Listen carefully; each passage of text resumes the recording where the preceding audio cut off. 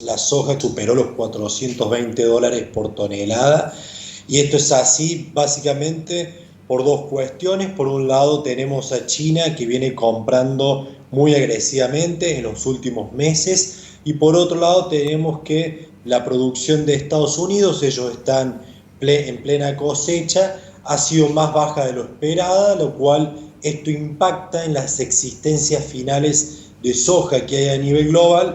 Entonces acá tenemos una demanda que crece muy fuertemente y una oferta que si bien también es abundante, pero no logra compensar esa mayor demanda, y una situación similar es la que sucede con el maíz. Entonces es así donde vimos ahora en la soja un precio que fue el más alto de los últimos 6 años. Perfecto, o sea, recapitulando, tenemos una menor oferta de Estados Unidos, en contralugar tenemos más demanda de China, una buena posición argentina en este tablero, hay que sumar, como decías vos, la cuestión geopolítica y sanitaria que también hacen de lo suyo en el precio de los commodities. Pero bajando a lo que es la realidad argentina, Gonzalo, ¿qué impacto crees que puede tener en las operaciones de los productores locales este incremento del precio de los commodities? ¿Vos creés que con esto pueden salir a liquidar todo el stock que tenían o por el momento creen que puede mejorar la situación internacional?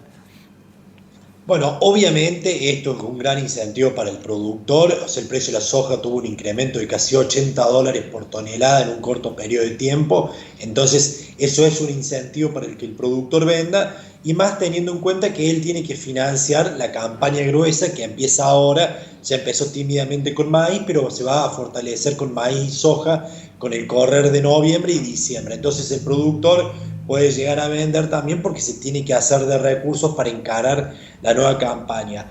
La medida que tomó el gobierno de disminuir los derechos de exportación tuvo muy poco efecto, se vendieron entre 1,5 y 2 millones de toneladas, las existencias de soja aproximadamente son de 14 millones de toneladas que quedan todavía por vender, cuando al final de la campaña siempre quedan entre 6 y 7 millones de toneladas. Entonces todavía el productor puede llegar a vender más motivado por estos mejores precios a nivel internacional, no así por esa leve disminución en los derechos de exportación.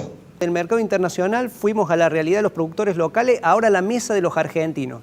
Estos aumentos, por ejemplo, lo que es el precio internacional del maíz o lo que puede ser las producciones de trigo, ¿vos creés que puede llegar a tener un impacto en la canasta alimentaria argentina, teniendo en cuenta que muchos de estos productos que componen esa canasta se desarrollan y se fabrican en base justamente a estos cereales, el maíz y el trigo?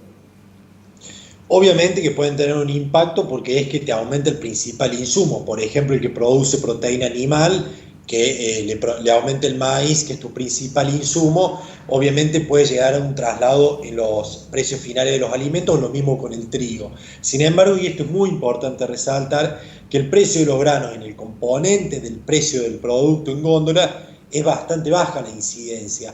Hay un montón de otros ítems que inciden en el tema de los productos, de los precios de los productos, como por ejemplo el tema impositivo o las cargas de los costos laborales. Entonces, si bien puede impactar, pero hay un montón de otros componentes que son relevantes y que vienen dados por la estructura de la economía argentina.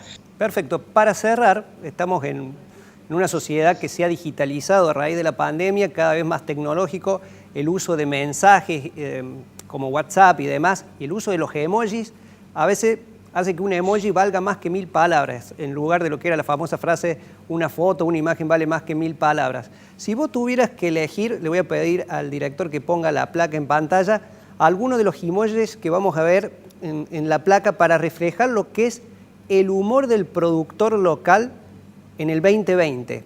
¿Cuál elegirías? Y yo creo que a partir de ahora, porque tuvimos un año con muchísimos cambios y esas caritas fueron variando a lo largo del año.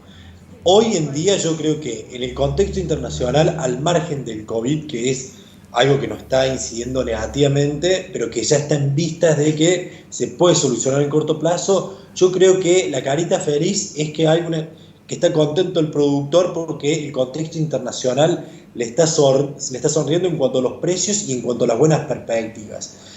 Por otro lado, ahí lo que tenemos es el contexto local, donde ahí podemos tener un mix de caritas tristes, caritas enojadas o caritas pensativas de gran incertidumbre de lo que es lo que puede llegar a pasar. Porque también, al ver que hay perspectiva de aumento en los precios, ahí corre el miedo de los derechos de exportación, de que se incrementen, el tema de la política cambiaria, que también genera una gran incertidumbre y eso también demora muchísimo las ventas de los productores.